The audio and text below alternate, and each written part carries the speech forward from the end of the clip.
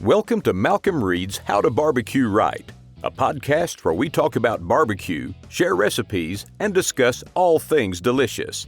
And now, here's your host, Malcolm and Rochelle Reed. Rochelle, let me tell you about Schwank Grills. Schwank Grills is a portable 1,500-degree cooking machine. It uses infrared heat, which is perfect for cooking steaks to perfection in as little as 3 minutes or in as fast as 3 minutes, Shell. The Schwank grill cooks just like those fancy 1,500-degree broiler-type grills that are used in fancy steakhouses like the Denver Palm, Morton's, even Roost Chris. And you know they got all kinds of accessories, so you can cook just about anything on them. Schwank Grills is giving our listeners $150 off of a purchase of a new grill by using the code HowToBBQRight. That's right. How are they going to find out about all that? You go to SCH Schwank. All right, and Schwank Grills. We'll have a link in the show notes, so if you need some future reference. But Schwank Grills, proud sponsor of How to Barbecue Right Podcast. What's going on today, Shell? Welcome back to another edition. Last week we cut it a little short. We had it hot up in here. I about had some kind of dead-gum migraine spell. I don't know what was going on, but you were not feeling good last week. I think you recognized it, and you kind of wrapped it up for us. All I know is I had to go lay down. I was seeing spots, and it was a bad migraine for about 4 hours. And I hadn't had one of those in years. I don't know what threw that on me. Yeah, you can't leave it to me to carry the show. I'm not the one. We did have that GE indoor electric pellet smoker going, though, and we cooked some smoked sausage on it and some cream cheese, and we put some pepper jelly over that. So what was did you even try anything off of it? I did not try a thing. I would have puked my guts out.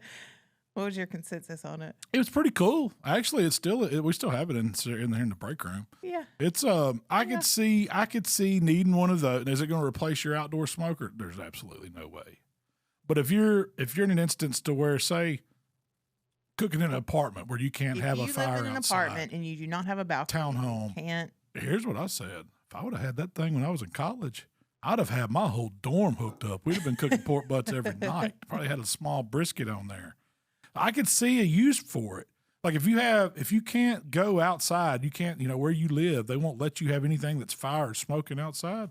One of those right there would work great. Yeah, that's about the only way I could see it. But if you're going to spend that much money, yeah, go get you a real pellet grill. That's what I would say. You can get you a real pellet grill for $1,000. Yep. But I think there's a place for it. Yeah. You know what I mean? Yeah, so if you know somebody that needs a grill and they don't have anything else to cook on, they're just wanting to get into it, get them one of them as a gift. Do you know any high school seniors graduating? Yeah, that's man. Go into college. You get the dorm fridge and you get the smoker to set on top of it. That's all you need. It's not a hot eye. It's not a microwave. I think it's going to fit into. They don't have regulations on indoor smokers in dorms, do they? I don't know. You could argue. I wouldn't even call it a smoker. Yeah, it's a.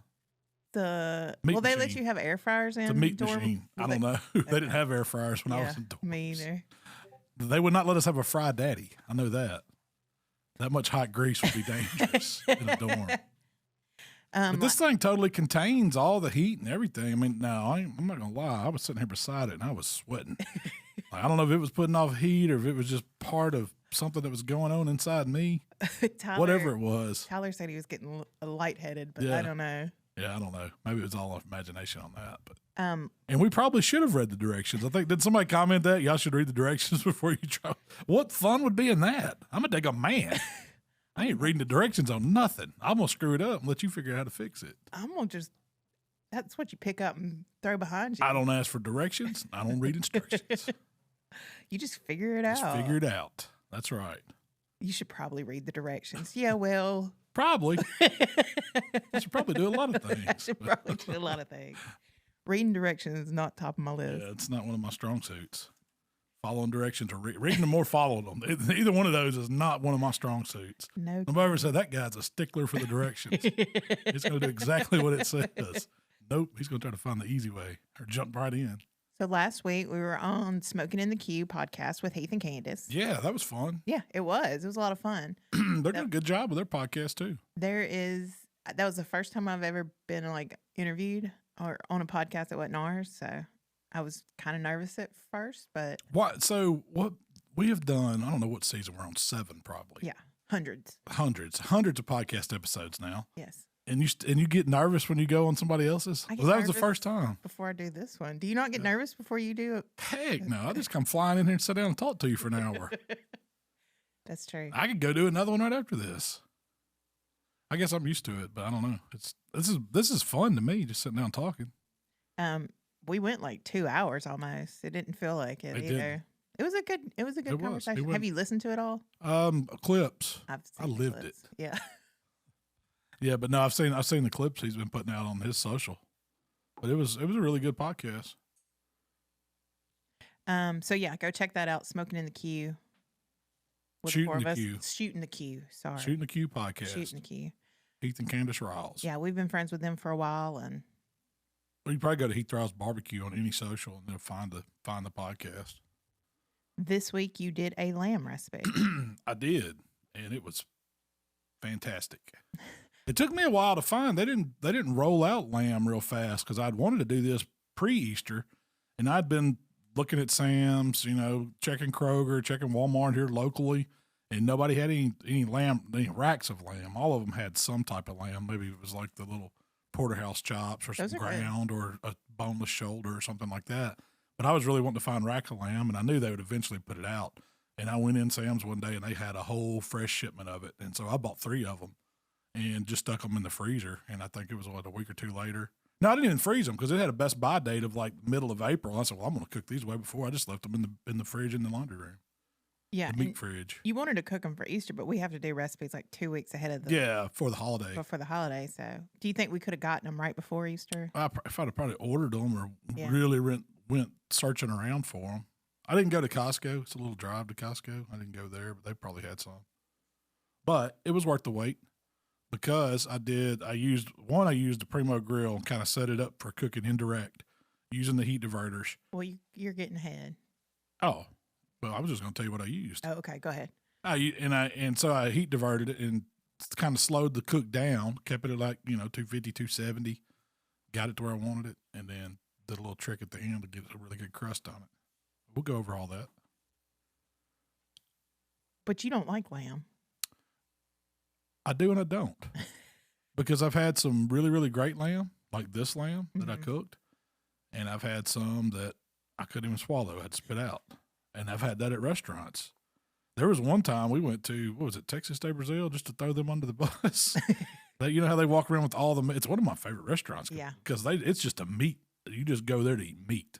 I mean, they have a really good, like, salad bar or whatever you call it, the first course. And then you turn over your little things and they start bringing all this meat around. Well, lamb, they've got a couple different lamb dishes on there.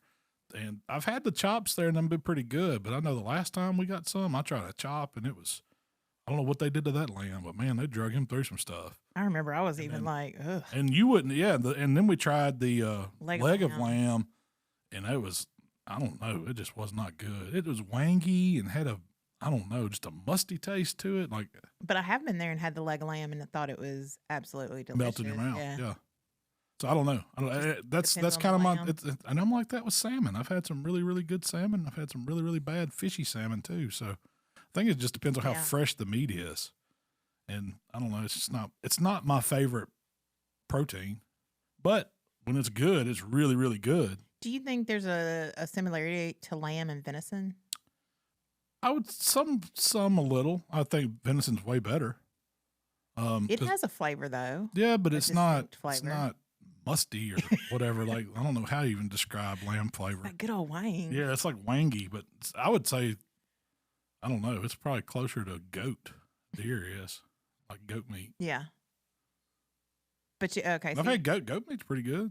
I mean, it's not as wangy as lamb. I never had goat chops. It's dry though. I just always had it like cooked to braise down. Yeah, me too. Or we did like your family used to marinate it, but they would do sheep and goat, and so you didn't. They never did goat. Oh, like it was just sheep. Yeah, they would just do goat like a pulled goat. Okay, meat. And then they would cut up strips of the sheep and marinate it for overnight, and then grill it the next day. That was always good. Yeah, it was delicious. That was really what I was like. Well, they would say this ain't lamb. I said we're eating lamb. No, we're eating sheep. So I guess it's really mutton, right? I don't know. It might have been ram. Who knows what they? Who knows? It was an old animal, whatever it was. Because they were feeding everybody. It wasn't like. So you took the lamb and put it in a marinade. I did. I made me up I call it a Greek inspired marinade. It's, a little balsamic, some fresh lemon juice, some olive oil, of course, some Greek seed. I use my spicy Greek Hero seasoning, and a little honey to sweeten it up. Just made like a basic. If I was going to make a Greek dressing or something like that, or a vinaigrette, I would do the same thing. You just take some vinegar, get all your other stuff in there, and then drizzle in your olive oil, beat it to where it emulsifies a little bit, and then pour it all over that lamb and let it sit. And it needs to go a minimum of an hour, but it probably wouldn't have hurt it. I wouldn't have been scared to go 6 or 8 hours with it. Really? Yeah, it wouldn't hurt it. It coated it really well. It wasn't like it smelled. It's not like a brine. You're not trying to just soak it in it. You're just trying to get contact with that marinade all on the outside of it, and it's not going to penetrate it all the way, but you're going to get some flavor in there. It's going to go in little ways in. You're going to have it all on the outside, and the fat's going to soak up some of it. And I left the fat on the lamb. I didn't turn when I opened up the package. If there's like some excess sinew or something like that, I might take that off. But if there's some little thick layers of fat that's going to render, I'm leaving that on because I know that as it cooks, it's going to give me some flavor. It's going to help it stay a little more moist. Just from that fat content, and then when you put it over and char grill it, it really gets crispy. It kind of crispy charred fat. So it gives it a really good flavor. But I marinated it in their fridge. I took it out, let it sit for 30 minutes while I fired up the Primo. Seasoned it again with just a little bit of the Hero and then some chimichurri, the Alfregoni chimichurri seasoning. You can make a chimichurri with it, like rehydrate it. But That's I what use he it. Made it for. Yeah. Yeah, that's what he made it for, like a quick chimichurri. So you're not doing all that chopping of the fresh cilantro and parsley and stuff like that. So he just has like a dehydrated version where you add oil and vinegar to it. But I just use it as a dry seasoning a lot of times. All the time. We use it on potatoes. We use it on meat. Yeah. Anytime I want a little herb kind of crust on anything, I'll grab that stuff. And I don't know why there's not more of them. You don't see a whole lot of those, but that's just the go-to one that I have. I met him at Memphis in May years ago, and that's how we kind of found that season, and we started selling it on the website and he does in store. Videos. Yeah, he does. Oh, he does a lot of live fire. It's live fire cooking, like Argentine style. It's really good too. He's from Argentina, isn't he? I'm not somewhere in South America. I think I'm not exactly sure where. It's Brazil or Argentina. But he does good videos and stuff. Yeah, really. He does a lot of stuff out in Texas now. I think. I guess he still goes down to South America and does some stuff too. I need to get him to the smokehouse and do some live fire cooking. Speaking of, so you set up your Primo.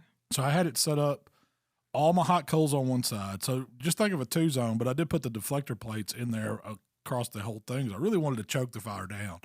And when you're cooking on a ceramic grill, that's probably one of the challenges is keeping the fire low. But you do that with the Primo, it's really easy because the size of it, that oval shape, lets you put all the coals to one side really easy. And there's even like a little diverter that goes in the bottom of it to keep those coals over to one side. So you always have that indirect cool zone. And so I do like that about that grill. I put the double deflector plates in, had all my lump coals on one side and seasoned, had those racks of lamb ready to go. When the grill got up to about 250, I put them all over the cool side, put me a meat probe in there, and I just left the lid shut. I didn't mess with it. I'm only going to like 115, which is, I don't know, it's probably 75, 80% of the way done at that point. I really like the lamb to be a medium rare, which is going to be in that. Oh, and you nailed the done. No, it was going to be like 128 to 130, right in that range, right before That's your final temp. Yeah, that's the final temp I'm going for. So I knew if I shot it up low and slow and got it to 115, I could take it off, let it rest a little bit, and it would give me time to get the fire ripping hot to sear. And that's exactly what I did. I don't remember exactly the time, but it was probably like an hour, 15, hour and 30 to get to 115. It doesn't take too long because you got to think these little racks of lamb aren't that big. They're not much bigger. The meat's actually not much bigger than like a pork tenderloin. Yeah. If you think about the diameter of a pork tenderloin. Oh, you ate one of those chops in like one bite. 2 bites, yeah. I could eat one bite.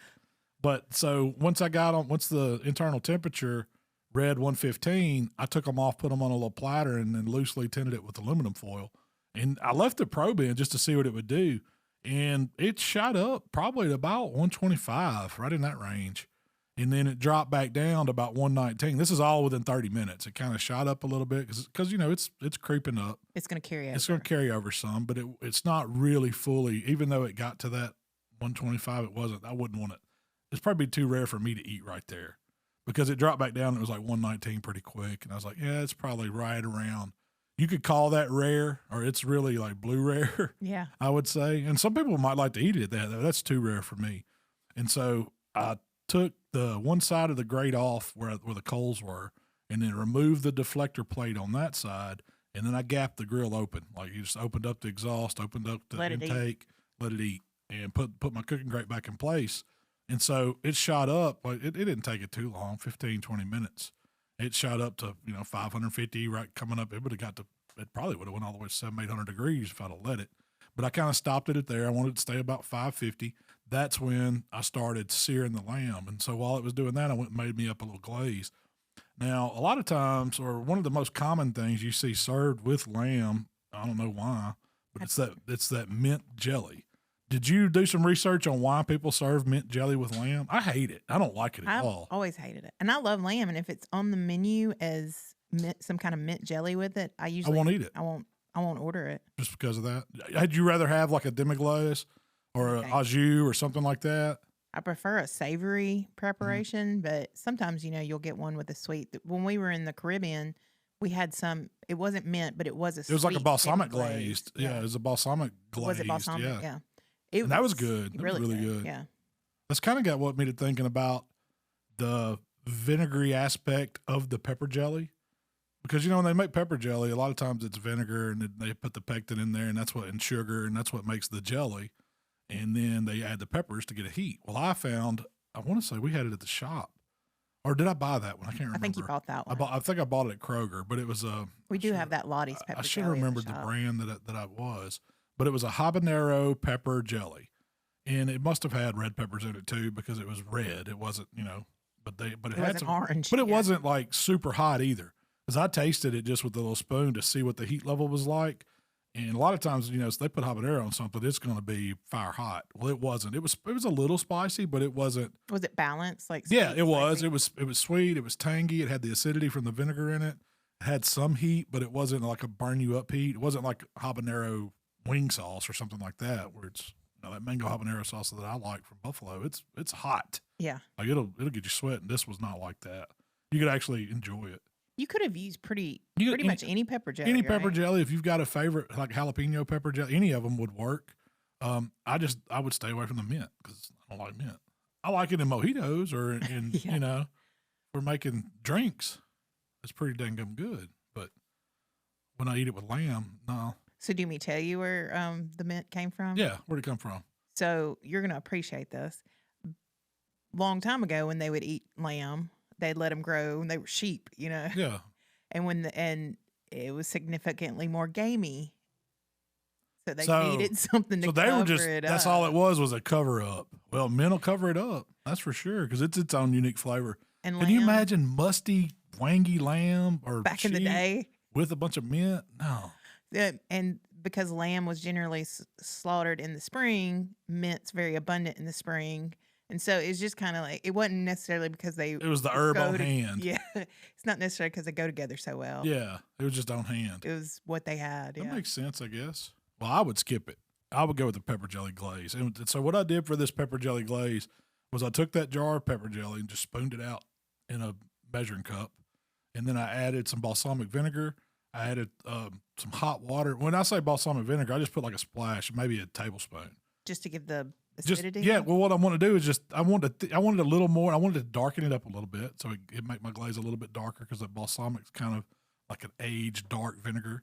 And it's not super, super vinegary. It's really good. I love balsamic vinegar. And I knew it would go good with the lamb because I had it in the Caribbean. I was like, well, that goes good. So I'm going to use some of it. And I used it in the marinade too. And so I feel like most of your recipes is just like, this sounds good. A lot of them, yeah. I have to try new stuff. Sorry, I interrupted you.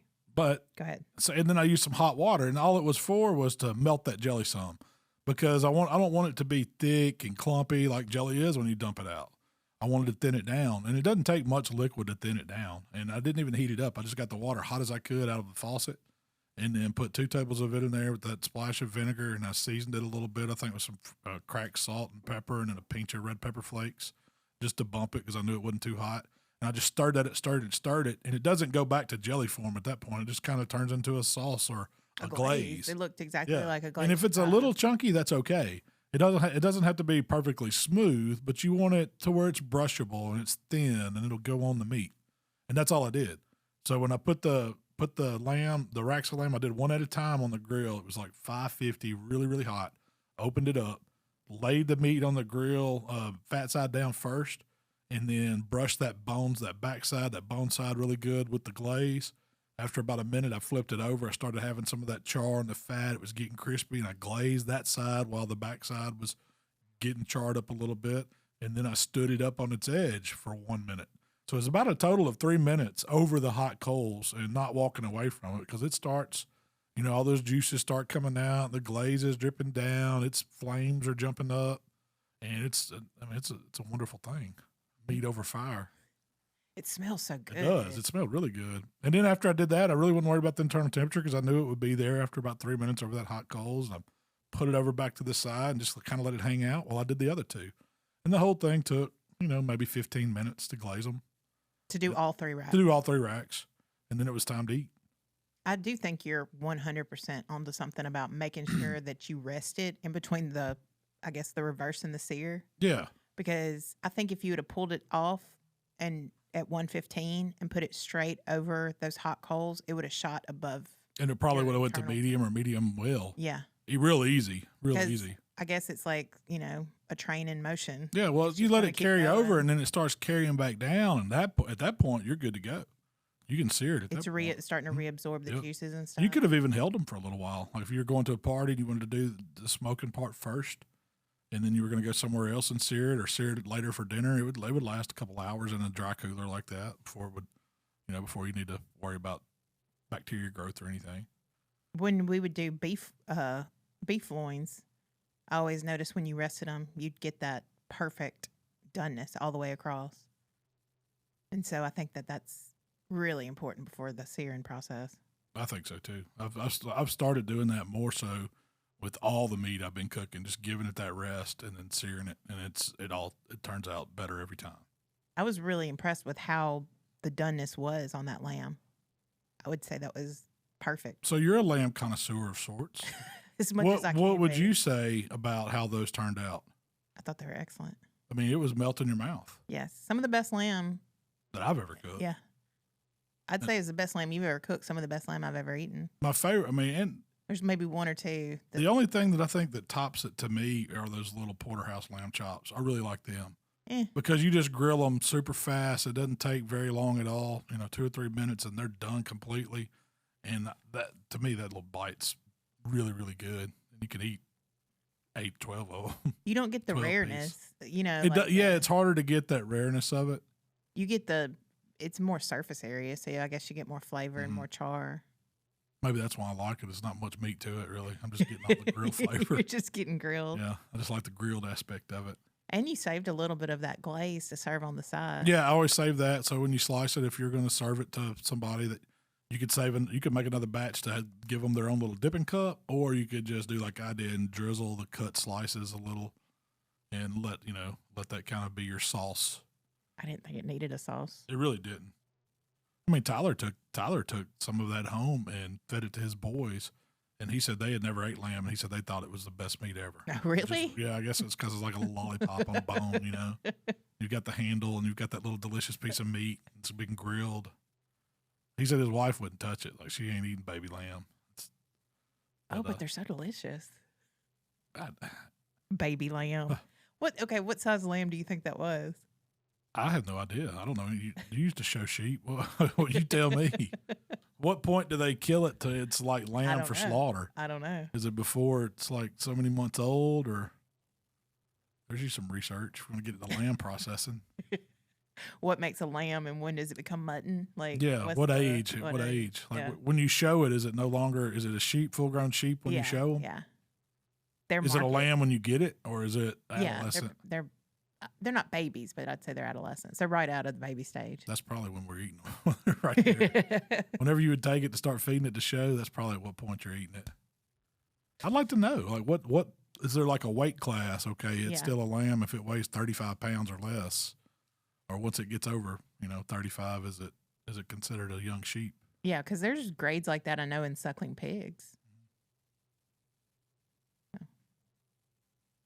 At what point? Yeah, it's not suckling. When it's eating food, it ain't suckling no more. Maybe it's lamb if it's still nursing. I don't know. So the suckling pig that you cooked that one time, you're telling me that pig was still nursing and not eating food? Because that pig was, what? It's 20 pounds. 20 pounds? I don't know. I would figure a pig would start eating. As soon as he opened his eyes, he's probably going to eat. Yeah. So, Malcolm, now would be a good time for us to pay some bills. The How to Barbecue Right podcast is brought to you by our friends at Primo Grills. Shell, did you know that Primo is the only ceramic grill made right here in the good old USA? What?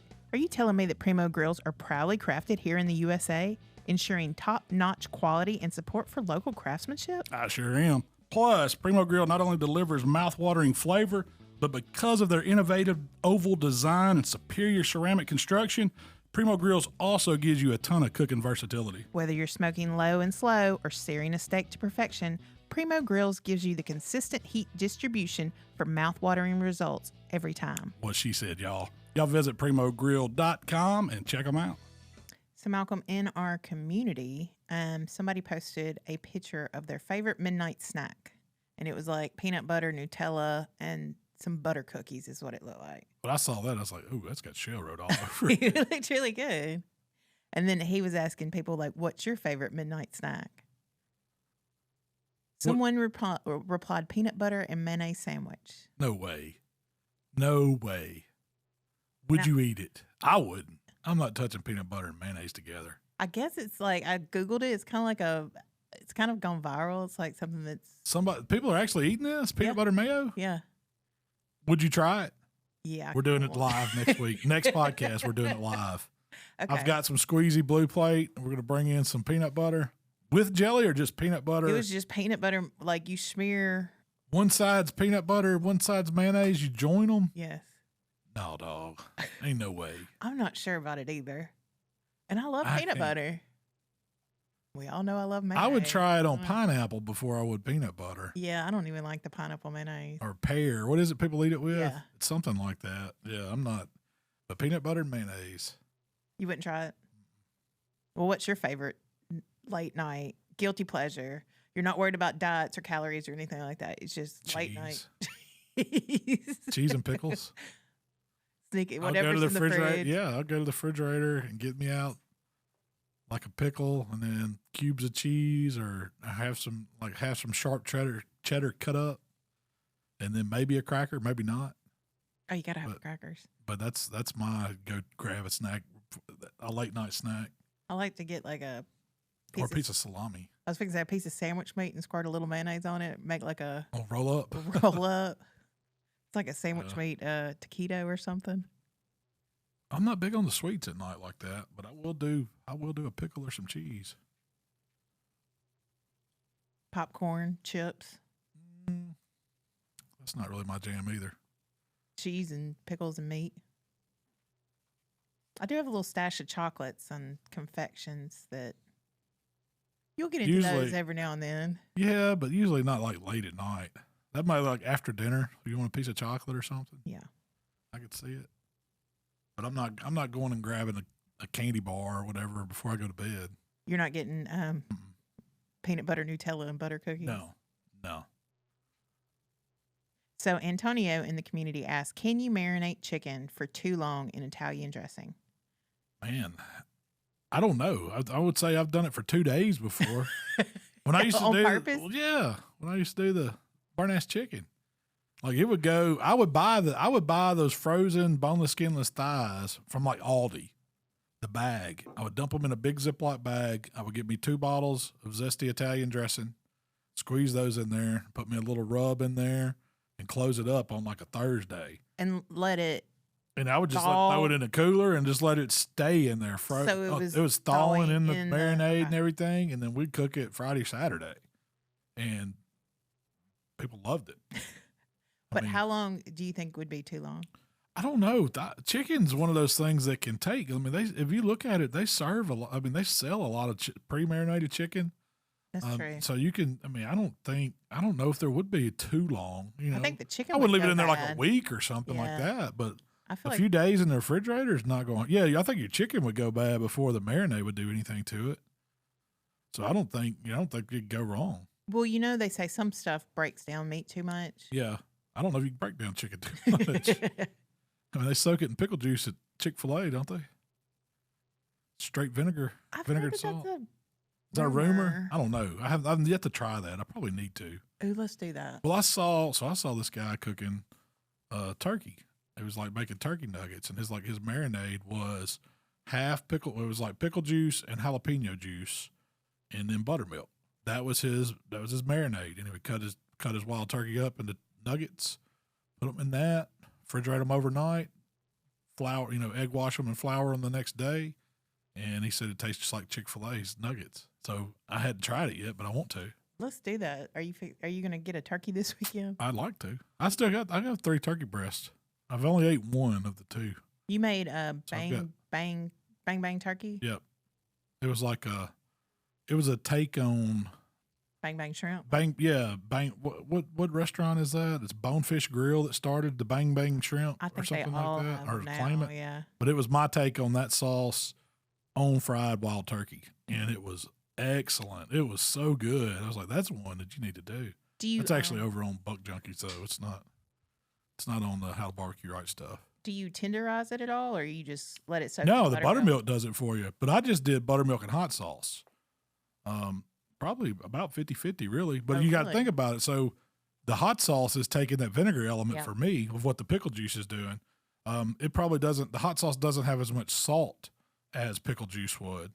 So I don't know if that salt's doing something to the brining too. With the buttermilk's got the enzymes in it, so that's what's breaking stuff down and getting it tenderized. And then you're also getting that effect from the acidity from the vinegar, and then the salt's doing something too. But I don't know if I wouldn't do hot sauce, pickle juice, and buttermilk, because I like the hot sauce. Get the spice of it, because it's not like our hot sauce isn't super hot anyway, so it's not like it's gonna burn you down. And then you got the brininess of the pickle. And you're gonna get that dill flavor, and you're gonna get some of that. So there's gonna be a lot going on there. I do need to try it though. I want you to do like bang chicken with that. I could do it grilled style. I've seen people do that, where it's like you do all the marinade just the same way. Instead of frying it, you like skewer it, and then you can cook it on the grill or cook it off to the side on like a 2-zone fire, and then sear it at the end a little bit, kind of like I did that lamb. You just cook it skewered until it gets about almost done, and then put it over there and just kind of char it up and brush it with a little sauce at the end. You could serve it with the bang sauce at the end. I don't know how it would be grilled on like a glaze. Yeah, because it has mayonnaise. Yeah, and it's going to oil out on you. But I bet it would be really, really good. Well, you did your little chicken littles kind of like that. You skewered them and cooked them, but you didn't high heat cook them. You just put them on the pellet grill and let them go. Just let them go till they were done. Yeah. Those were excellent too. Yeah, they were very good. They were bacon wrapped chicken thigh bites, basically. Which I didn't wrap. I mean, I never wrapped the turkey in bacon. It's just coated with the crust. Yeah.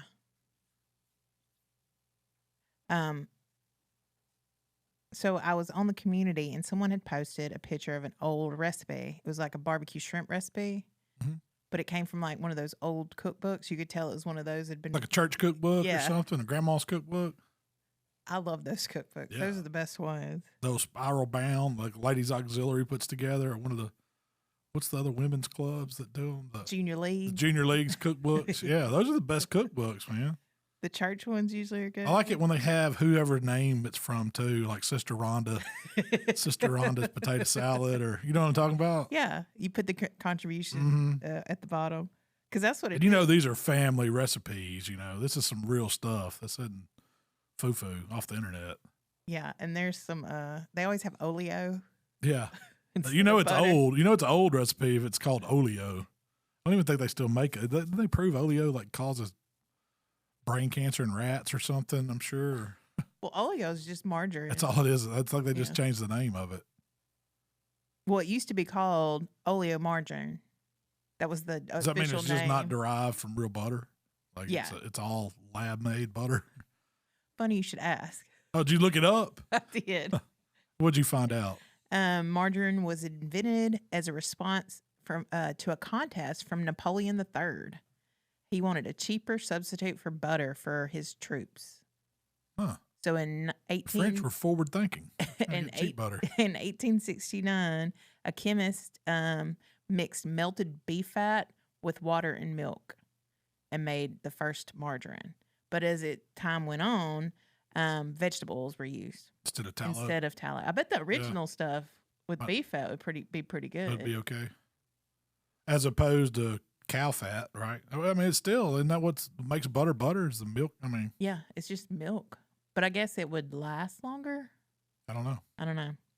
But in World War I, animal fats were more difficult to make, so they started making it with vegetable oils. And then during World War II, there was a shortage on butter, so they started like pushing margarine. And that's kind of how people started using it. It was easier for them to use like hydrogenated soybean oil or whatever it is. That's exactly what it is. That's what it is. So is it bad? It's bad for you though, right? Real butter is way better for you than this lab-made. I think so. Butter. I personally think so. We've always used like the Blue Bottle Parquet since I started my barbecue career. That was what you used in ribs. I mean, you had to have the squeezy, the magic blue bottle. That was the thing. It was. They did call it the magic. I remember bottle. making videos of it years ago, and it never failed. If I used that margarine, somebody was gonna. Why are you using that? Butter. That's gonna kill you. You're gonna get diabetes. You're gonna have a heart attack. All from using that blue. It makes people mad. To use margarine. But I haven't used it in a long time because we figured out that when you buy expensive butter and you use that in your rib wrap, it makes a much better tasting rib. I mean, it's just, you get all that brown, buttery, nutty goodness from it. And when you could smell that, that's how you know those ribs are really done. When you could smell that butter browning through the full and it's coming out the smoker and it starts smelling like cookies, it's like, oh, them ribs are ready. You open them up and it's just all that goodness. That's one of the best smells. It really is. When it starts getting nutty and I can smell it right now. It's just brown butter. It instantly reminds me of something good. So what is brown butter? I think it's like the buttery fat solids or whatever starting to actually brown, like, before they're going to burn, they toast or brown a little on the heat. And that's what gives it that flavor, that nuttiness. If you clarify butter before, it just separates the solids cooks the water off, and you've got like ghee. And then when you take it a step further, it starts browning and you got brown butter. And that's what's really, really good. Then you can separate it. You can get the solids off of it and you just got nothing but the pure brown butter and you can cook with that. And it makes stuff so good. There was a time when your little SCA steak cooking secret was brown butter. We had brown butter before every contest. Yeah. There's always bringing a jar of brown butter with us. Well, it gave you probably a unique flavor. Because nobody else was doing it at the time. And man, it's good. Yeah, it's really good. Dip a piece of bread off in some brown butter. But you know what's good with? Rice Krispie treats. Like brown butter Rice Krispie treats are like gourmet level. I mean, that's something simple. It's just Rice Krispies, marshmallows, and brown butter. I think that's all it is. It's so good. Oh, it's good. Well, it gives it it's not savoriness or a saltiness, but it's a depth for sure. It's definitely a depth of rich flavor. It's a richness. And to me, just regular old butter doesn't have necessarily that much flavor, but when you brown it, it gives it a ton of flavor. I don't know. I've had some really good butter. Like our friends from up in Minnesota that sends us brought us some butter to Memphis in May and then sent me some. It is so good. Like natural, real butter. Yeah, it's just, you can just like almost eat it straight. You can. It's not good for you to do that, but you can. I've done it. I may not admit it, but I've done it. More than once. More than once. You put it on a little cracker? Yeah, just not the little regular salt. It can't be a saltine. It don't work on those. It's got to be the club or a Ritz. A Townhouse works too. Yeah, those work too. But my favorite's probably the little rectangle. What's that one called? Club. Yeah. Me too. It's perfect size for a smear of butter. Here we are talking about butter. Oh, I went to a not sponsored at all by butter. Just love it. Maybe we can work on that one. Butter. If you got a mayonnaise, you're gonna have to get like Lipitor or Crestor or something to sponsor us. So we keep getting these I disagree. Super That's what rich keeps people. you healthy. All the fat, yeah. Sugar's out, fat's in. Yeah. So Rich was in the community. He was seeking advice on doing pulled pork over charcoal fire. Oh yeah, the best way. I mean, so when I think of over charcoal fire, first smoker pops into my head the drum, because the coals are right below it, and you've got the distance creating the area where it smokes, so it's not grilling the pork. But that's what I think of. And you can definitely simulate that on a charcoal grill too. I mean, you can do it with 2s on fire. If you've got a grill that's, you put all your coals on one side, you cook your butt on the opposite side. Like a PK or something. Yeah, something like that. You could do it with the Weber grill by doing the snake method around. I've even done a 2s on fire and cooked a butt many a times on just a Weber grill. So what you really want to do is you don't want it to burn, so you can't just cook directly over the coals the entire cook. Now you can move it over and get it, almost like searing it, letting some of that fat render and then getting it back off the coals. You can do that some if you want to, but it's about managing your fire with those coals. So you still want to keep your temps, in the smoking area. So it's going to be hard to keep it down at like 225. You're not going to keep it that low. More than likely, it's probably going to be 275, 300. That's just an easy temp that you can, like a Weber or a PK or something like that. They will operate at those pretty easy. And you can put enough coal in there where you can get several hours of burn without having to add any more. I'm never scared to add extra briquettes or lump or whatever as the cook goes on. So I just wouldn't overload it all at once. If I'm cooking a 2-zone, I would start me a good bed of coals and try to get it slow burn and controlling the airflow. What's the fear of adding coals in the middle of a cook? I mean, I guess some people think that it's burning off. Some of the stuff that's burning off before those coals actually start giving off heat, it's going to get you meat. I don't know if that's the case or not. It's charcoal. I mean, if it was like matchlight, like some of that stuff that has some kind of chemical igniter put on it, yeah, you never would add that to something you're cooking on already, because it's got to burn all that stuff off. That's like lighter fluid soaked on it. But if it's just like a regular bag of Royal Oak or some other brand of charcoal, as long as it's not treated with anything, like for ignition to easy lighting, it's going to be fine to add to it. But we do it all the time in all of our smokers, like even from backwoods to old hickories to the stick burners. I mean, we use some coal in them, and we're not scared to add a handful of coal if we need some extra heat. But it's always all natural. Yeah, I mean, I use Royal Oak. I've been using the big brick, the big size, super size, whatever it's called, Royal Oak. That's been my go-to briquette here lately, just because I get longer burn times out of it. It doesn't go to dust as fast when I'm not using lump. But I kind of use both.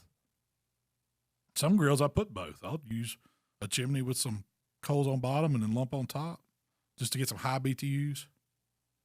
Because that lump burns a lot hotter. Is that when you want to really grill? Yeah, if I'm really I really want some good heat. But even so when we were steak cooking, I would burn both. I'd have start with a full chimney of briquettes, put me some lump in there. That way I got some good high heat. I got some of that I think you get a little better flavor from lump, honestly, because it's real, it's pieces of wood. Charcoal is wood, but it's all compressed and bound together. So I think you get, I don't know, lump gives you great flavor, gives you high heat, just don't burn as long. Briquettes, you get a longer cook time, but it's a lesser BTU heat, it seems like. But you think you get better flavor off lump? I would say, that's what you... Yeah. You really want good grilling steak flavor. I've never thought about it. Because it's real pieces of wood turned into charcoal. And you can put lump out too. So you can kill the oxygen to it and start it back up. You're not going to do that with briquette. But I use both. I think there's a place for both of them. So we had someone email in a question, and they were wondering if you had ever grilled a top sirloin tip roast. They were thinking about salting it in a bag for 4 hours, jacquarding it, marinating it for 8 hours, pat it dry, rub it, reverse sear until it hits 125, and then slice against the grain for sandwiches. That'd be pretty good. It'd be like roast beef like that, smoked or grilled roast beef. I'm sure I have done it. I just can't remember a time. I've probably done a recipe on top sirloin roast. But it's been a long, long time ago. I remember when I did it, it was when I couldn't find tri-tip, and I said, I'm using this sirloin tip roast. This is what I found. That's probably the first, I don't even know if that video is still out there, but it's probably 12 years old. It's a long time ago, old Yellow Kitchen days. But that's been one of the times I remember doing a video with a tip roast. But a lot of times I bought them and cut them up and marinated them and used them like for shish kebabs or something like that. Have you ever taken? It's not as good as like the sirloin where they cut the sirloin steak from, but it's. I mean, you know, you got the picanha up at the top, and you got the tri-tip at the bottom. You got I mean, it's all in that same general area of the cow. Just know that it's got a good beefy flavor. There's almost no intermuscular fat to it, so it's super lean. So I wouldn't cook it too far, and definitely always slice it across the grain. But it would make like if you could put that on a deli slicer and smoke it like he's talking about, medium rare, and then let it cool off, and then slice it thin for meat like that, sandwich meat. It would be really, really good. I'd like to see you do a recipe where you make your own sandwich meat. Like you make roast your own roast beef. Roast beef? Yeah, not like your cured and turkeys and stuff like that, but where you take something and actually, because you do have a slicer now. Yeah. I could definitely do that. That would be a good recipe to do. I need to add that to the list. Smoked roast beef for a sandwich. Have you ever, so you wouldn't recommend taking that tip roast like to a shred, like a pulled beef? It's going to be so dry at that point. I mean, it wouldn't be the most ideal. If I was going to do that, just cook a chuck roast. It's cheaper. Just a chuck roast. Yeah, it's going to be way cheaper. You're going to get more fat to it, so it's going to have more flavor. But that one, I think he was talking about cooking it rare or, on the medium rare side and then slicing it thin. That's what it sounded like. Yeah, he was. He was just kind of making sure that was, good play. Yeah. It would definitely work. That's the cut that you would want to do for something like that. Also, that's a cut that makes great jerky too. You can, because it doesn't have too much fat. It doesn't have hardly any fat, so you can dehydrate it and you can marinate it and dehydrate it. It makes really good jerky. So Mike's looking for some input. Basically, he wants to know if members mark meat products from Sam Club are worth or cook them all the time. I mean, that's just because we got a Sam's Club close to us. Yeah. I mean, a lot of times Sam's has really good meat. They have you can find prime in Sam's sometimes. Not all the time, but they do have sometimes. And someone cooked some prime Sam's Club sirloin steaks. They looked awesome. I wrote it down. It was Luke Montgomery. Thanks for sharing that, Luke. But I saw those steaks, and that dinner looked amazing. So yeah, I'm a fan of Sam's Club's Members Mark stuff, and I don't know if it's really like Members Mark meat. That's just the sticker. That's the sticker they stick on it. Because I mean, because it's coming in, it's probably coming from Cargill or some other supplier that's bringing it in. Are they breaking it down back there? Or are they getting? They do. Yeah, you can watch their butchers back there break stuff down. When they come in, they package it, repackage it. Yeah. A lot of times, if I don't see something out there, I'll ring that little bell and say, "Hey, can y'all go check and see if you got this, or can you cut me some of this?" And they'll do it. Most of the time, they'll do it. You don't talk. I mean, you don't talk to them all the time when you're in Sam's. They're usually busy, but that's what that bell's for. Those guys will come out there and talk to you. Don't think it's going to happen on Saturday at noon. Yeah, right. If you're Tuesday, I found the best time to go is like early morning. Like if you got the Plus membership, and you can get in there early. It's not crowded. Me and the blue hairs. Well, not necessarily. I mean, it's more business owners. It seems like at that point, you got people coming in, buying stuff, and going to their place of business. A lot of people use that for Sam's.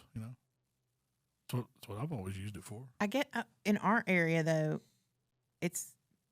you can usually find decent meat at Sam's. I don't know if it's because they have so much better selection or because they're turning it.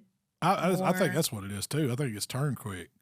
So and you got 12 butts to pick from instead of 2. That's right. Exactly. There's a case of ribs. There's a case of steaks. There's they've got this whole meat counter full of stuff, and I found they've started adding some new stuff. Like I find beef cheeks in there all the time now.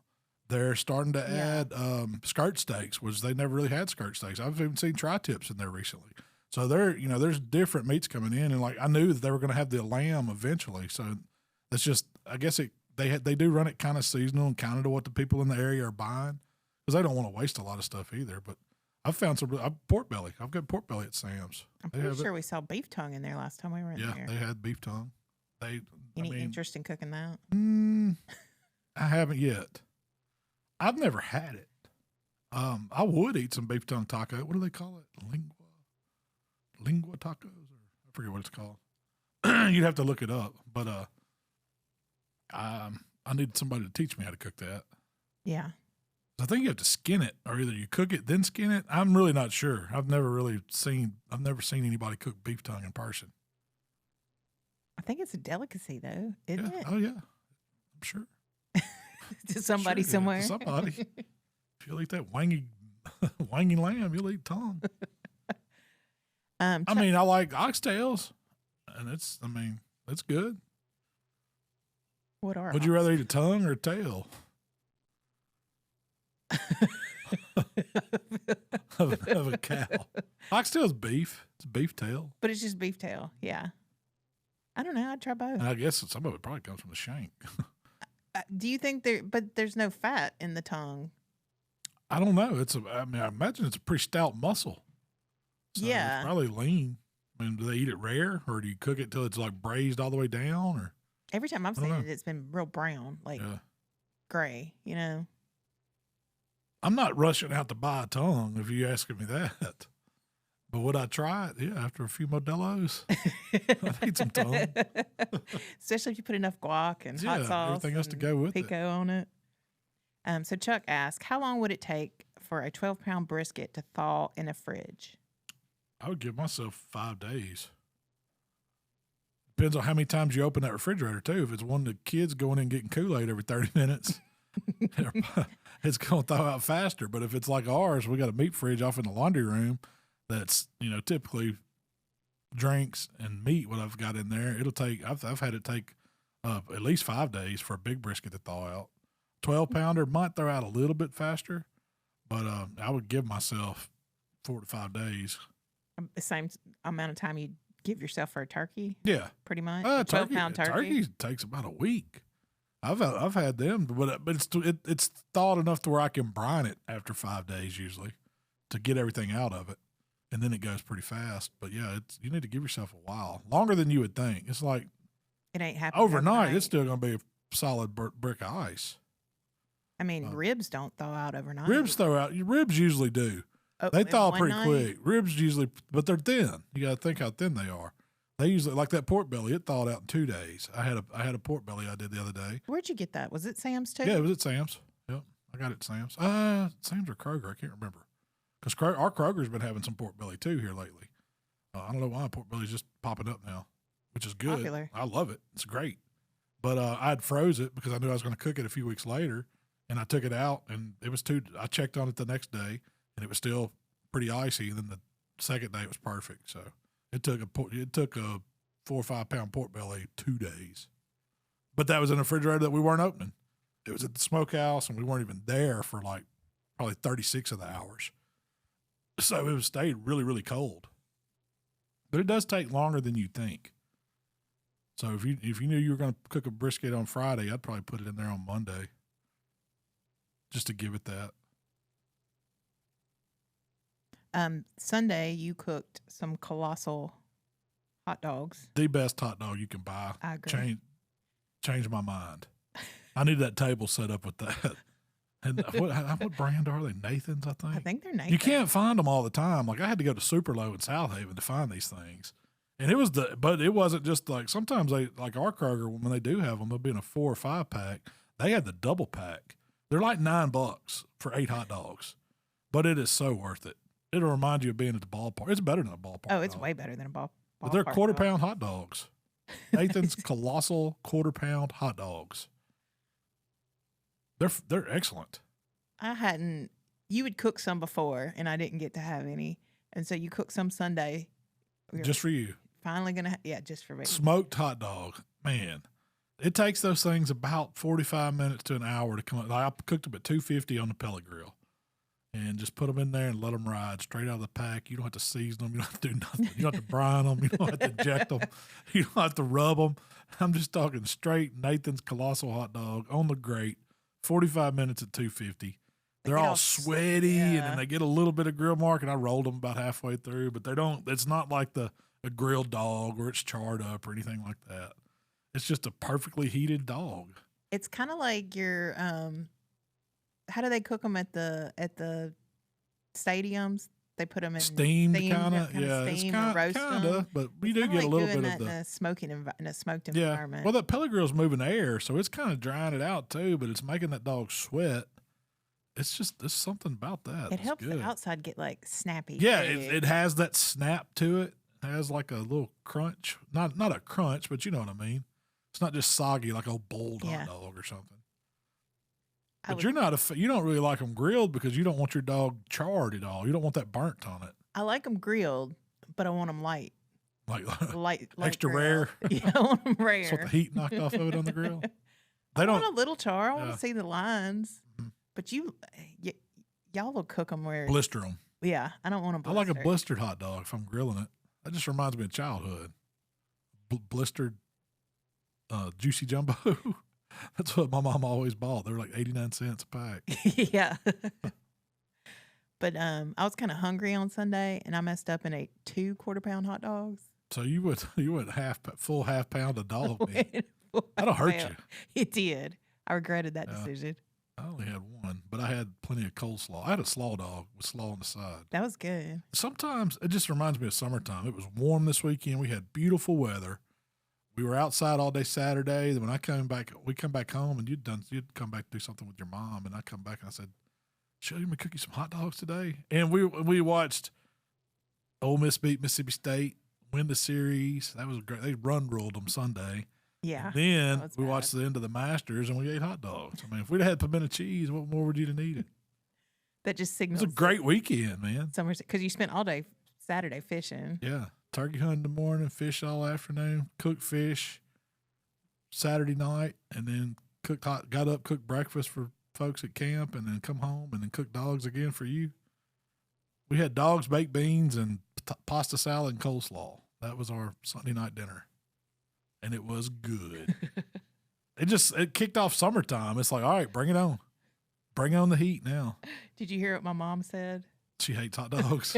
She didn't even eat one, did she? Got this gourmet cook, and he's making me hot dogs. Well, you've never had gourmet hot dogs. You've never had a gourmet hot dog?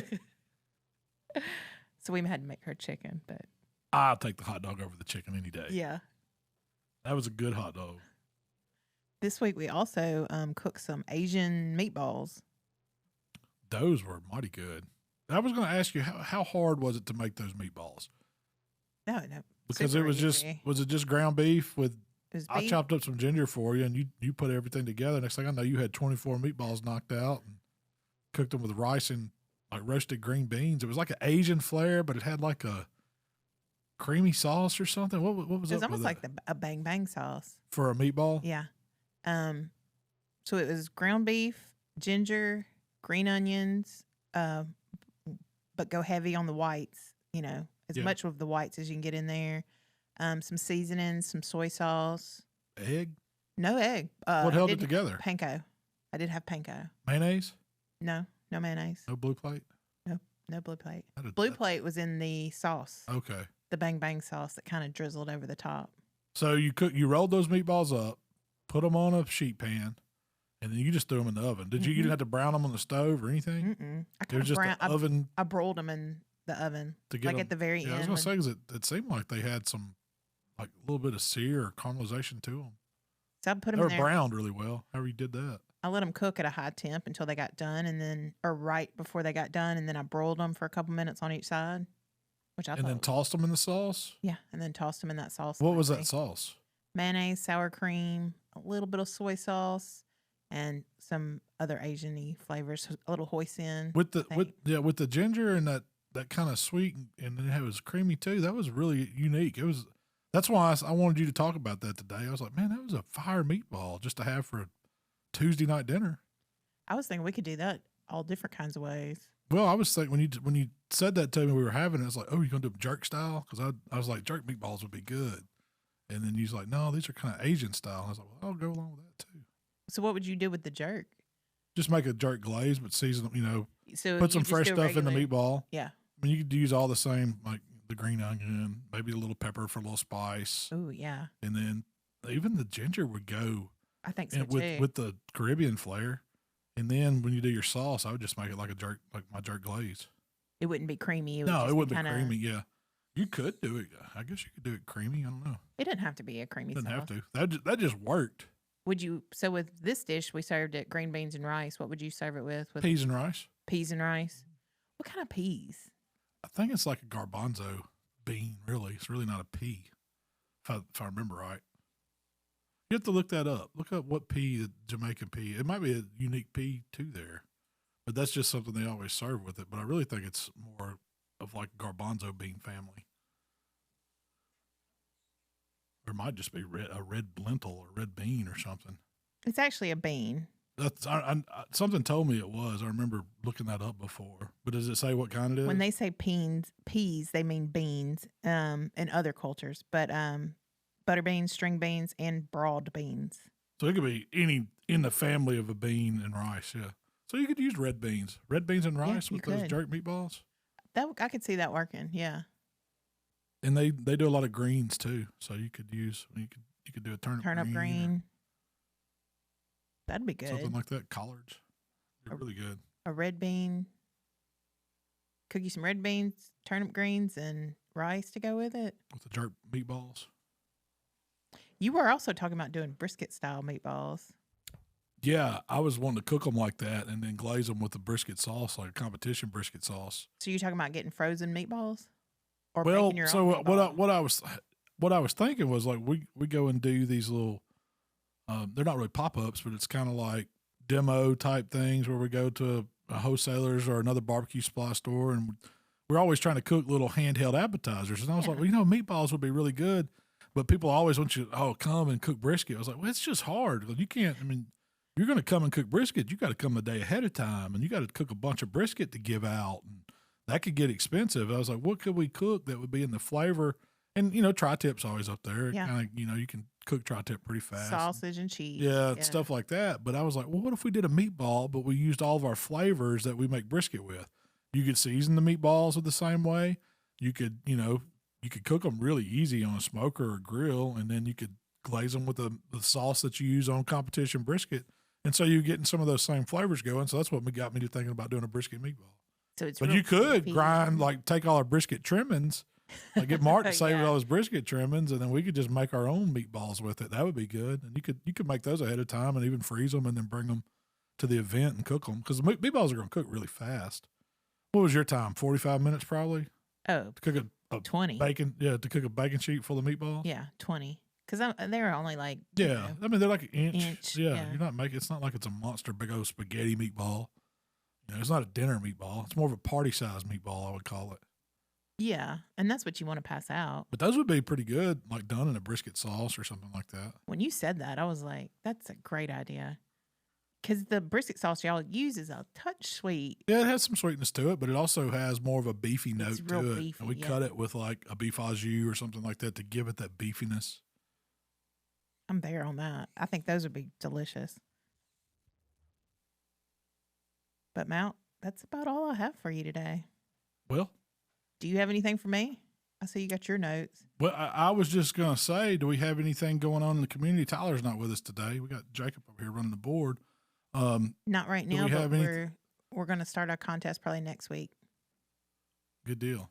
Give away some more stuff. I did see something I want to try in the community. It was that Kahlua pork, where somebody had taken a banana leaves and wrapped up a pork butt and cooked it and then turned it into like luau style pork. I've never done that, so it'd be more like Hawaiian inspired pork. So I got to figure out where to find those. If somebody tell us where you found those banana leaves, that's what I need to know where to source. Where can I get some banana leaves? Are you talking about like taking a whole pork butt and cooking it the whole time in banana leaves? Yeah. So it kind of steams it. It doesn't really get smoked as much because the banana leaves protecting it.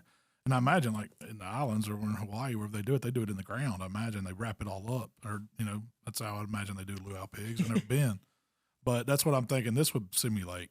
And so you're wrapping it in this big banana leaf and it stays wrapped up and it's trapping all that steam in there. And then you're just going to have this like succulent, tender, juicy pork. And that I don't know what we eat it with. I'd have to. Do you put anything in the wrap? Like, I don't know. You wrap I got to research it. I've never done it.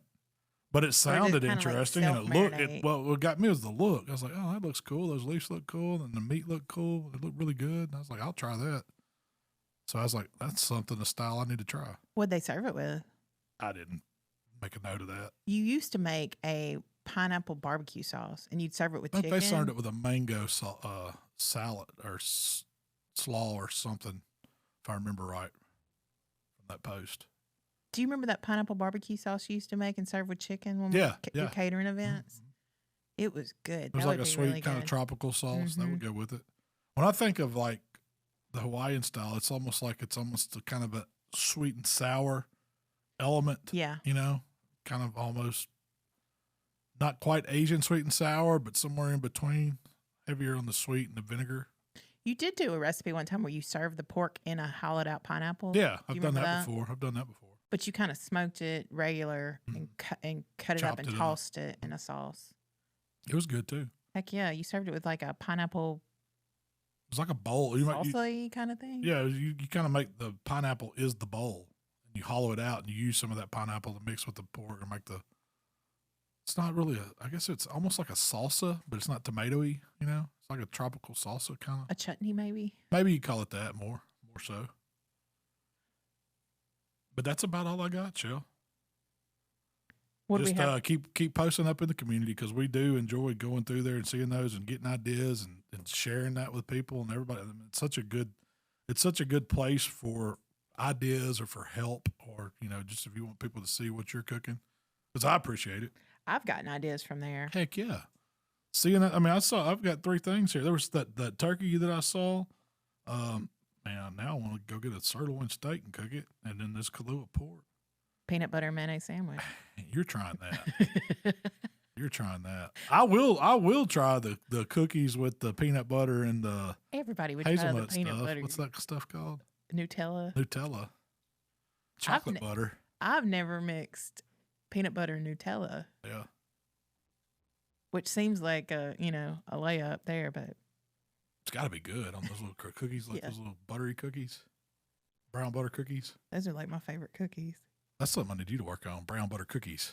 I did them one time for, it was Mark's birthday, and he loves brown butter, so I made him brown butter cookies one time. And they turned out really good, but I don't know if they would again. You never know. You never know. Because it was like a brown butter cookie, and then I put a brown butter icing on top. You don't remember that? I didn't get those on my birthday. Usually we'll do something in a little while, a few weeks. All right. Michelle, where can they find us? Poor old Malcolm. Like I need some brown butter cookies. Look at me. You get everything you want. If you'd like to connect with Malcolm, it's HowToBBQRight on Facebook, Instagram, Twitter, TikTok, X now, and of course YouTube. If you'd like to connect with me, it's Miss Southern Shell on Instagram and TikTok. All right. Well, we appreciate y'all hanging out with us today, and we will be back next week to talk more good stuff. We gone.